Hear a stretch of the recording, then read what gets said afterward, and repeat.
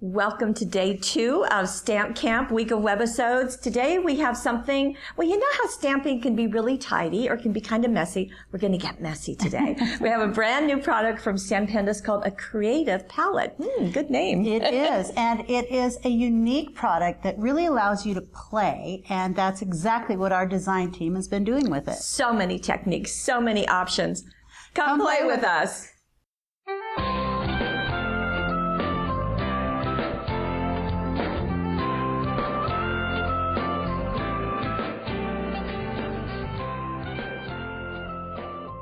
Well, here's the Creative Palette, and first of all, it comes in this reusable storage container. That's important and really nice because Gail's going to tell you why. Because this very large plate is kind of sticky. It's a rubberized plate, and so that's going to protect it from getting stuff all over it. You don't want lint on it and things like that. Right. This also comes covered with these 2 acrylic sheets, one on the front and one on the back. So the plate is actually between those 2 sheets, and you're going to remove that top sheet for use. You can leave the back on there because it's kind of sticky. You don't want it sticking to everything, but you can see that plate there. It really is.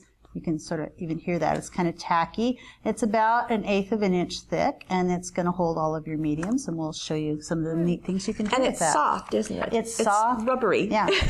You can't like stretch it apart, but you can definitely bend it all over the place. Right. Now, Stampendous is calling it a Creative Palette, which I think is a brilliant name.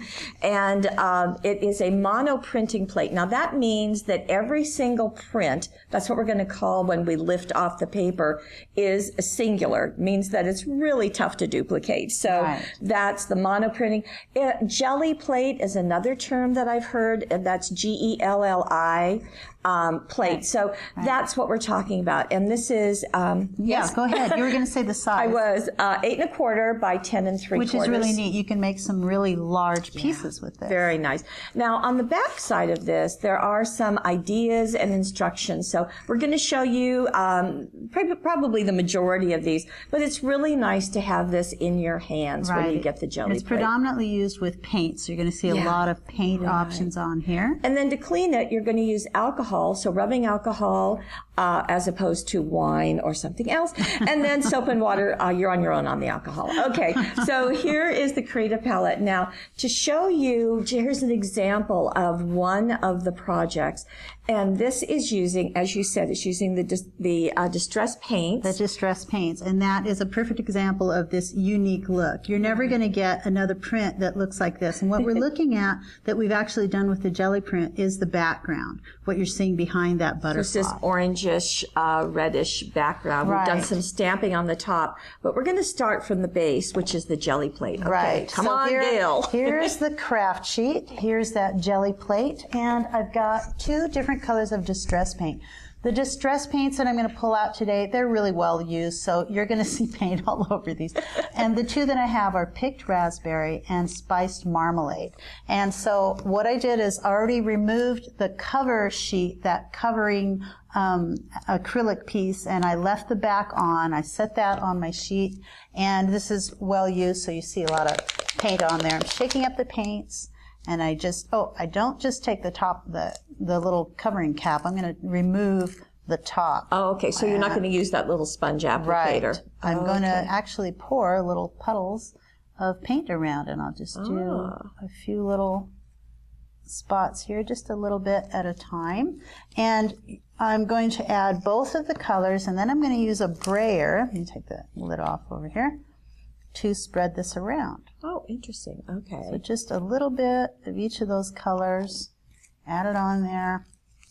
And you don't need very much to be able to spread this around. Here's my brayer, and I just start moving it around. And you can get a pretty thin application. Yeah, it's beautiful, isn't it? Wow. And gosh, that's neat right there. It is. But to show you I do want to try to get it even if I don't want like big loops. There we go. Little blobs. Yeah, little blobs. Okay. Which, that's a neat look too. But then I'm going to take this comb, just everyday average comb, steal this from your husband or whatever, and make sure you clean it before you give it back to him. And Lene just took it and swiped it across like this. I'm Trying to move it in kind of an interesting little pattern. And I'm going to That's a pretty soft pattern as I'm looking at it. Yeah, just a little bit of a line there. Then I'm going to lay down my my paper, and I'm going to use my fingers. And if you have a clean brayer, you can go over it to really press this down. But this will work. This will pick it up. I'm going to make sure that it's picked up all over, all the way across. And spend a little more time if you want to, but you want to make sure that you're not letting it dry either. Right, because it will dry being the acrylic paint. So there's a print. Now you can see, on there. Again, that's what we're saying, is that every print is different, and you can see those comb lines in there. You can also see this line here you see is because when you're pulling a print off, occasionally it'll kind of stop and start, and sometimes you get these eclectic little lines across it too. And they're the lines that happened on this one. So that kind of distressed look is really what this is about also, in addition to all the creativity you can do. Now the interesting thing about that plate, so now you've got that paint on there, and you're thinking, okay, I want to wash it off now. But the thing is, who wants to waste the paint? So if nobody you want wants to waste the paint. You can brayer back over it with what's left on your brayer. You can spray it with a little bit of water, get a little bit wet, and you can lift another print. And, of course, you can go across it with the comb. You can do something like that and make something a little bit different if you like, and lift another print. And so that's kind of the interesting thing is on the instructions that go with it, hey, I used 2 pieces of paper. You did. This one was paper, not cardstock, by the way. I used paper on this one. And you used cardstock on the first. I did, and this one's just a little bit different. You're going to get another unique look.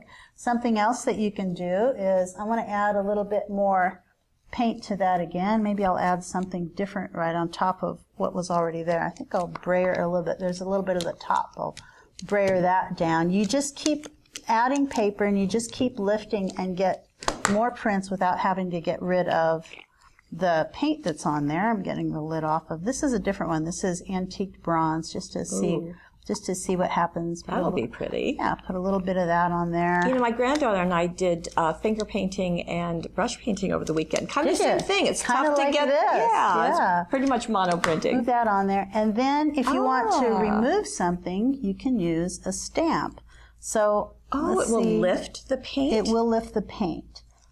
And especially if I didn't get it too wet. So there you can see a stamp there. I'm going to sort of stamp that off on something, come back and do it again.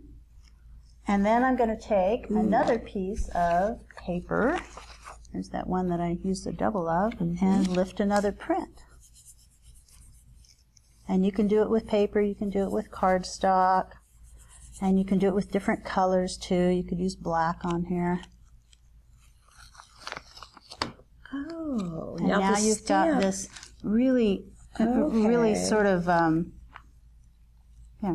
Okay, ooh, that's pretty. Now, that stamp you used was the flower silhouette, so it was a solid image. Right. You can use any sort of stamp, but I kind of like the solid ones. You can really pick up something with it. So that's one idea. Now, that's going to get more metallic as it dries. Right there, it was looking kind of gray. Sure. When it dries, you'll see more of the metallic. I'm going to move that paint around a little bit more. You're not ready to clean it off yet. I'm not ready to clean it off. I'm going to add a little bit more, just a little bit more. This is the part where we talked about playing. You just get this out and you start playing. You start using different paints, adding different paints. Don't clean it off. Just keep lifting prints and set them aside. And when you're all done, you'll have all of these interesting looks that you can use on projects. You go, oh, hey, I'm going to use that paper that I just created over there. This way, here I have one of these brayers. If you want to talk about this, is another way to lift color off of the palette. Go ahead and do it. Okay. I don't want it to dry.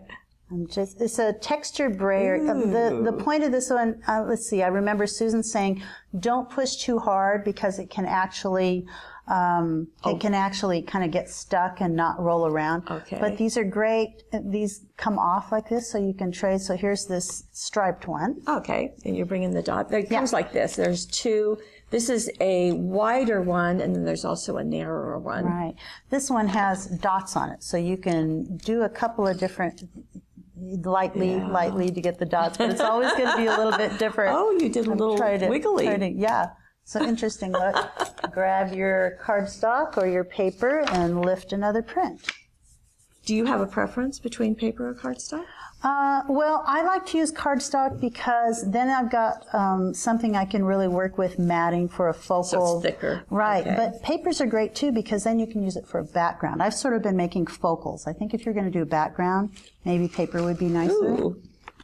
And there's another look. Almost looks like a flag, doesn't it? Yeah, hey, there you go. So lots of different ways to use it, and now I'm just going to move it off to the side. If I want to Okay. take more off there, or just maybe spritz a little water, take another print. So I'm going to go back to our first card, just now that you can see how that monoprinting has been done. And I think this one shows the teeth of the comb a little bit more. Looks like there was more paint on Right. it.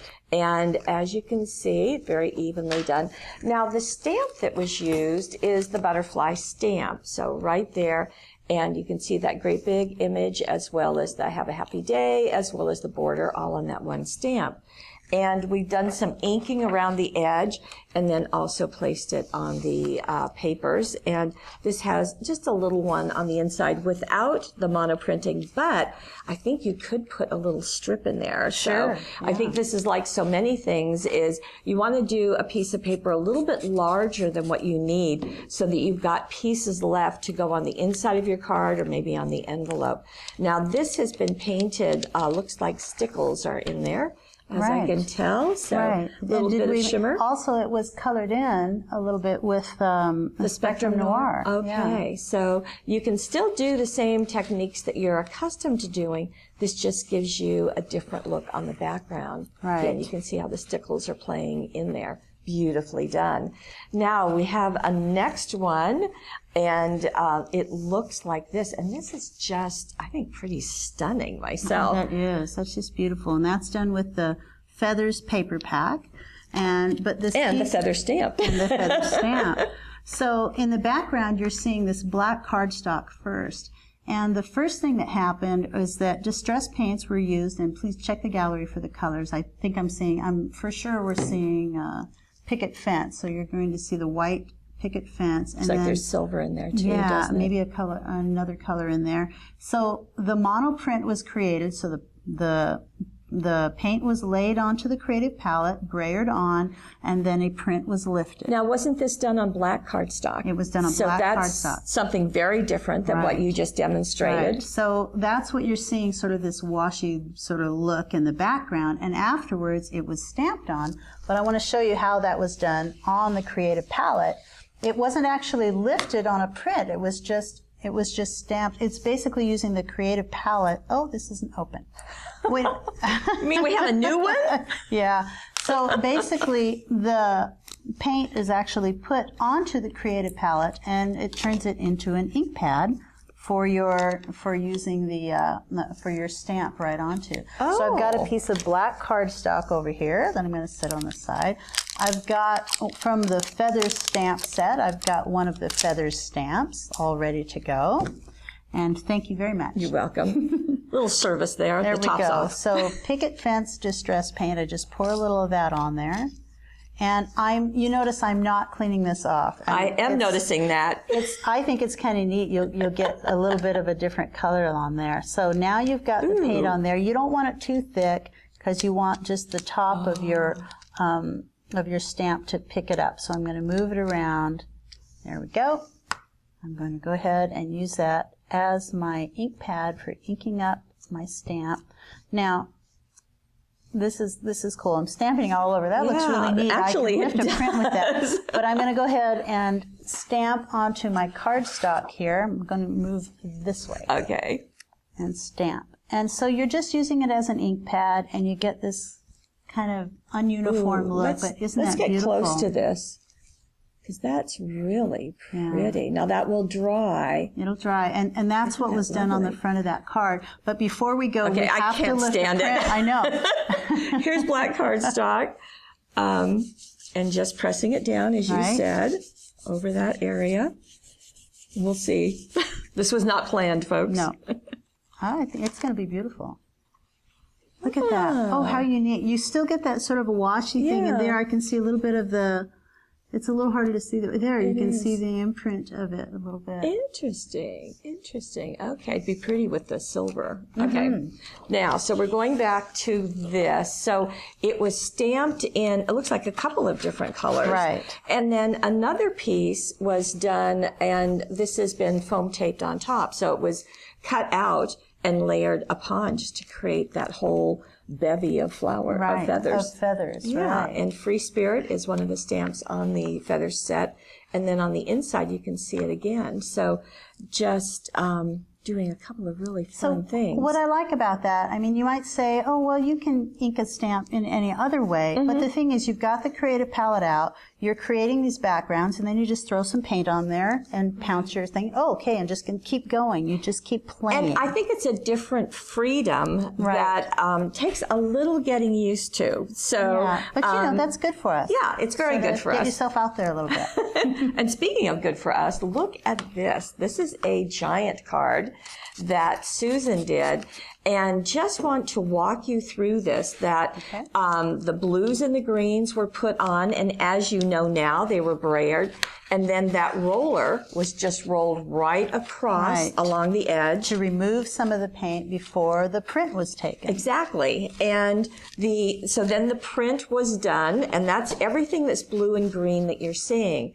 Then that became the background. So then on another piece of paper, we did, or Susan did, the yellows and the oranges. And this was one piece of paper. So that's what the butterflies were cut out of. Right. So more print lifting. So she just continued to lift prints from different pieces of paper, and then she used them to cut out these great shades. And that was done with the use of this template. So 15 butterflies and dragonflies. This is just comes in handy so many times. And Wendy designed this. So this is what was done to create all of those butterflies. And then the flowers are purchased flowers. They're from our friends at Petaloo, and they're the white ones that we did some coloring. Right. And then the stamp is also from Stampendous, and it's called Glance. Really? And I just think it's just a beautiful look. It's quite large. Yeah, we do have and it there. Do we have it? Beautiful, Oh, good. combined with the Petaloo flowers surrounding it. And that was also done on a print that was lifted, and then she stamped on it and cut out around the outline to get that face Very on there. pretty. Stamped in brown. And then down here is the Live Creatively. We'll get in close to that just so you can see it. It's really pretty there. I mean, it's just quite perfect on this giant card. And here's what it looks like. It's also beautiful if you do heat embossing with it. Oh, sure. Now, what's nice about this, what you see is you can't really feel a lot of texture on here. Right. That's something that is inherent in this, is that you're getting that paint pretty thin. When you're picking up, you're not getting a lot of dimension. So but it looks like there's a lot of dimension. It does. So you're not having globs on here. It's all flat. Right. And then, of course, we couldn't help. You've noticed that there are dazzles in there and dazzle along the corner. Now, this is about an 8-inch card. So that's how that was created. So it's one piece that was wrapped around another piece of cardstock to make that large one. And then you need the but it's beautiful, so large. It makes a huge impression. I love the dazzles just on the edge. You could frame this. I think it'd be beautiful on the front of an album. Just gorgeous. And unique. Remember, that's the monoprinting. No other print is going to look exactly like that. Which is fun. And this is another one that was done exactly the same way, except totally different. Except totally different. But it is using the same template. So you're going to show this? I am. Okay. This one, so look at that background. Okay. That's what we're looking at here. So it's created with a couple of different paints, 2 different distress paints, the Seedless Preserves and the Sponge Sugar. Right. And I'm going to pull in that creative palette, which is still kind of messy and totally fine. Shake up my paint and get some of this on there. This is just, this is another way of lifting color off of the creative palette. So we'll get the paint on there. There are going to be some people out there who are going to say, why doesn't she clean that thing off? Well, because she doesn't need to. Because I don't need to. When I'm all done, I will. And if you get any stubborn stains, you can use alcohol to get those stains off, and then just clean it off with a little with a little soap and water after that. Okay. Okay, so I've got my brayer, which is, I wiped it off in between here while Paulette's talking. I've been wiping off a little bit so that we don't have to mix the colors too much. Something I wanted to point out, you know, if you decide to just go up and down, then you've got stripes and you can lift off a print that way. I'm sort of getting it all over and mixing up the colors. This is probably a good example in that a dark color will overwhelm a light color. So if you want more of the light, you may want to put a little bit more of the light than the dark. Do you want me to do that? Well, I'm just pointing Let's it see out. what it looks like. So I'm trying to do my part over here. It's true. You should use a little bit less of the darker if you don't want it to. Plus, you have to be aware of the colors that you're mixing. If you mix sometimes too many, you'll get just browns everywhere. There, I'm going to scoot that all around. And really, you only need a light layer. It doesn't have to be real super thick. Okay, there's that stencil. Template. Template. Yep. There's that template. And I'm going to just lay it down on here. Ooh. And I'm going to press it on like so. Okay. Yeah, it's going to get messy. It's going to have to be clean. My hands are getting messy. It's okay. fun. It's okay. It's like finger paint. Yeah. Okay. Here we go. Lift that off. Make sure that I want to make sure I press down hard enough. Okay. That's part of So it. you are trying to lift off some of that. I want the paint to transfer onto the template. And I could have just used part of it, or I put the whole thing on there. That works. Now I'm going to lift it off. Now it's going to leave some little areas there. And I'm going to put my cardstock directly on there. Okay. I think if you, like we say, it's all going to be different. This is not going to look exactly like Susan's. Right. Let's see what I did. Ah, okay. I can see a little bit of it. It's not quite as distinct. It's more of the modeling than the distinctive. Interesting. Okay. Okay, I'm going to try something else. Okay. I'm going to put it back on there, and I'm going to lift it again. I'm going to try maybe one in particular, like You're right try there. it again. Yeah, because there's paint on the back. There's paint on there. Okay. We'll just see what happens. I'm going to see if that looks a little different. Lift it up. Okay. More of an imprint. Well, let me try the other side. Yeah. Let me try the other side where there Really? isn't paint. Yeah, really. And I'm gonna brayer it across like this. Okay. To press it down. Because that's what the playing part is about. You want, That left I a little bit of an see. imprint. You want that thin line that was there. Trying. You know, you just Okay. have to play and see what comes up. Yeah. There. Ooh. Now I have more of an imprint. I So will you can tell see how you different it is. something Yeah. that happens is that you'll get a bunch of these and you'll go, you know, whether you like it or not, save everything, because very, very often you're going to come back and go, oh, you know what? That little piece is going to be perfect for that. Right. And that's what happens. Not to mention, you can take some of those things that you already did, and you can lift off more color. Just spray it and lift off something else. I'm looking at her like she's out of her mind. She is. You didn't see that. You didn't see how she looked at me right there. But there. Ooh. Oh, I like that. Okay, so now I let it dry, and I went back and created another print. And you can do that over and over. Okay, so that's going to go back to you. Okay. This is the first one we started with, so there's some more white areas now. I bet that you could take a sponge, if you had your creative palette, put the template on top.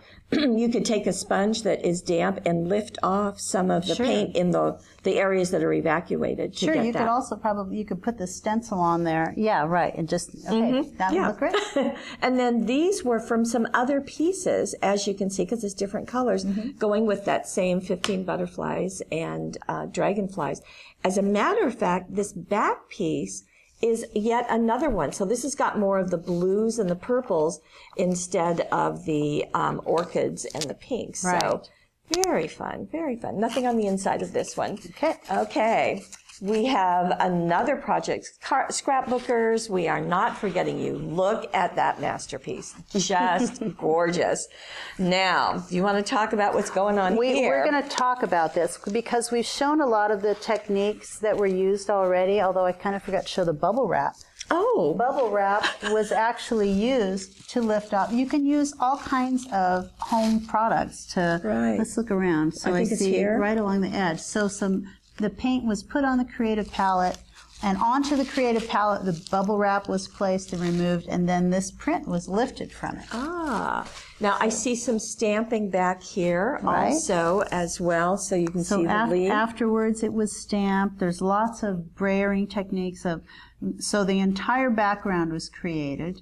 Then after it was dried, the paint was removed from the Creative Palette. The bubble wrap was placed on there to help remove paint. So that's where you're seeing the dots in different places. Okay. The print was created, and then several different prints were created with different colors. And also there were different brayers that were used on. Some of the smaller brayers. I think the ones with the hearts was used on this sort of multiple times over and over. Okay. And check the gallery for that. And then individual ones were created and stamped on to create those beautiful flowers. And I think that's a fun way to do the stamping, is to do that over your pieces that have been done. And this is the fresh cut set. So it's a very open flower. You showed a silhouette earlier. So this is very open, and you can see each one was stamped onto one of the papers that was created with the Creative Palette, then stamped, trimmed out, and then some stickles are used in there, as you can see, beautifully highlighting the centers. It's beautiful. Same thing with the leaves. I love the leaves. This is where I can see some of the those rollers that were used with the on dots. the brayers with the dots, etc. And you can see that this, although a really beautiful large corner treatment was created with the fresh cut set, the swirls that are part of this, you can see them right there and there, were added to kind of create even it longer and make it larger. Make it really flow. Down here in the corners. This is a really good sampling of some of the different ways you can use it and change the background. I love the way I love all of those different looks, and they're just layered on top of each other. Right. So that's kind of the question is, well, first, what are the techniques?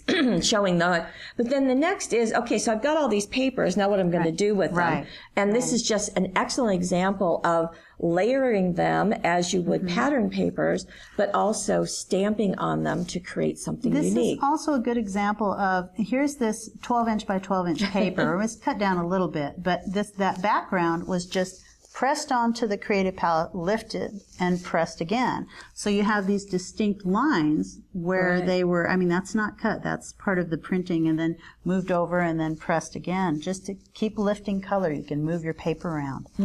I think it's just very fun. It is beautiful. Now, this is the 12 by 12. What if you want a smaller version? Maybe you're not a scrapbooker. Maybe you're a card maker, or you just don't need a page. You can do the exact same thing. And this is, as you can see, that same type of paper, same colors, but this same was stamp. actually created with the scraps that were used to create the other one. So you've made all those others. You have all of these pieces laying around, so make something else with it. There you go. And you can see the stickles. And this was made using the design tool number 3. And you can see that giant label is this piece. It's beautiful. I want to show you some of the prints that were used in making the scrapbook. And Lene showed a little bit in that she made one print here where she used the comb all the way across it and then created this print. And she did that with 3 different colors. One of them, I think, was the bronze, and spun sugar, I think. One of the picked raspberry maybe in there. And that's in the gallery. But so here's one print that she created. So this is something that she would then start stamping her flowers onto and then cutting them out individually. She did it with the comb. She did some with a little thicker paint without the comb. Here's another one that had a little bit more of the bronze color in it, so you get a little bit more highlighting. So lots of different layers, and then you just start working with those when they're dry. Afterwards, she stamped and embossed on them, and then she cut those flowers out individually. This is an example of what you can do with that. So it gives you lots of fun time to play is really what's going on, and a fun way to mix your colors too. Now, we've used the distress paints because that's what we have. Acrylic paints would work because distress paints are acrylic paints. So you can use anything that you might have. Now, our final card is quite a combination of multiple things, isn't it? Right. This is a process that uses some of those techniques of lifting, then you want to maybe let it dry, lift it again, get another look. But also some different things were used to lift paint and then to pick up something on that print. And one of the things that you're seeing is a stencil there in the background. The 6x6 stencils. Right. So this is the gears. The gears, right? So this is the stencil that was used in that background. As a matter of fact, I can see it right there being used. So that would have been placed on the whole piece. Right. And you're going to do that, huh? First I'm going to create a piece that I can work with, and I'm going to start with a little picket fence, a little more picket fence, and also the other one that I have here is bundled sage. Okay, so we're going with greens instead of blues this time. You know, you got all of the distress paints. You just have to try different colors and move them around. This is going to be softer because that green is a very soft green. It's a real pale green. I've still got some pink on here. We're going to ignore that. We're just going to move this around a little bit and scooch it around. And I actually used one of the brayers, one of the textured brayers, to remove something on the side. So I kind of wanted a little bit of texture on the side. So I used that, kind of lightly pressing and get it moving. I really like those because it's such a distinctive look. Just a little bit on the edge there. I'm going to go ahead and lift a print like so. And the other thing about this, say you lift that print and you don't like how it looks, then just do it again, because that's very pretty. Light. I like the pink in it. That is pretty. It's kind of light, but you know that'll show up what we're going to do. And you can see here on the edge, you can see that lifted part there. So that gives you an interesting background. The next thing I did was pretty much left that paint on there because that doesn't really matter much. And I'm looking around for what I'm going to grab. Oh, I know. What do you want? The stencil. Got it. So I take that stencil. I'm going to lay it on there. Probably I kind of like that big gear at the top, so I'll lay that right there. Then I get out my Dilutions spray, which is here. Okay. After Midnight Dilutions ink spray. Now this goes a long way. I'm going to try not to use too much of it, and I'm going to try not to spray it all over our table. Okay, here we go. And I'm going to spray it right on top of that. I'm trying to spray it off the edge so I don't totally obliterate the look. There we go. Okay. I'm going to stop there. Then I take that print. The same print. I would normally let this dry a little bit, but this is gonna work. Before I do that, I'm going to remove the stencil. Okay. So now the areas that are going to get picked up, as you can see, it didn't go underneath the stencil, so I can just kind of place that wherever. And lightly, I don't want it to move around a lot. I want it to sit still when I'm pressing it in there. I want to get all of that in there. And then when I lift, let's hope that looks the way I'm hoping. There. And it does. Yeah. So you can see the lines of the stencil. Right. And yet you've got the other layers. So it's every single one is different. When you look at that card, you can see that, a little bit lighter touch. See, that's why I was trying to get a light touch, and you get a little bit darker. But I do like the effect of that silhouette of the stencil. And there's something else going on here that looks like dazzles, but it's not dazzles. Right. What's going on? It looks like dazzles because dazzles were used, but they're not actually stuck on there. That's just an imprint. So if I go back to my creative palette, and I have some, these are the steampunk scrapbooking dazzles. I'm just going to remove a dazzle, and I'm actually going to use it like I would a stencil. So let's see. Let's see if I can get it. Oh, wait. I want to make sure I have a little bit of paint on there first. So I'm just going to add a little bit of paint. And just a tiny bit. Move that around a little bit with my brayer. I might have been able even to use what was already on my brayer, but I want a little bit lighter background for this one. Then I'm going to remove that dazzle, and I'm going to set it right on top of there. Okay. All right. Let's see how easy it is for me to do this quickly. With your painted hands. With my painted hands. It all comes off later. Okay, so I'm just going to set that right on top of there. And because it's on the paint, it's not There's no problem with it coming off. It'll come off anyway, but set that on top of there. One more little step, actually 2 more little steps. So there that is over the paint. So you know that the paint is going to be lifted off on a print. Okay. I also have the brushed pewter distress paint. Oops. This one I'm going to use the sponge cap for. Okay. So let me get that off. All right. Okay. And I'm going to test, make sure it's going to come out here. And just sort of dab that on top. Oh, which is going to create a kind of a shadow around that. Right. So we've got that. And last thing I'm going to do, which really maybe going to surprise you, is I'm going to spray it again. Just Really? a little bit. Just lightly. Really? Okay. Yeah, just get a little on there. And there, I'm ready to lift a print and see what happens. This is very much letting your inner artist out, don't you think? Or it could be your inner 5-year-old. Either way works. All right. Ah. Oh, I didn't press it very hard. Yeah. I'm going to try another one. I'm going to press a little harder. Okay.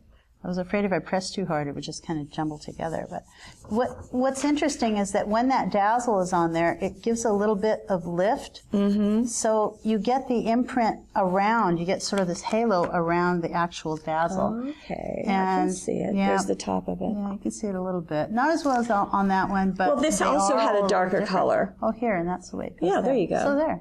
You know, that's kind of neat. The more I look at it. Hey, I want to. Actually, I think what you just said is really important. Okay. To do your papers, let them dry, come back another day, and then start looking at them and the opportunities they give you. So here was the dazzle placed here on top of the purple paint on the creative palette. The creative palette. So see, afterwards, I'm just going to peel that off and throw it away. Ooh, look. Get another one. Yeah, get another one. We've got one last piece of paper ready. Okay, try it one more time. Afterwards, you just got to keep playing with it. I'm really going to rub that one in. There you go. Now you can see it even better. That's interesting, too. Yeah, that is.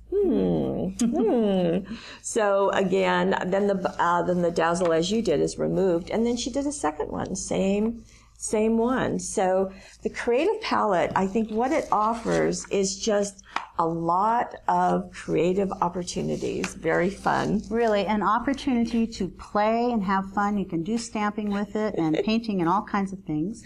And please join us tomorrow. We'll see you again with Stamp Camp Day 3.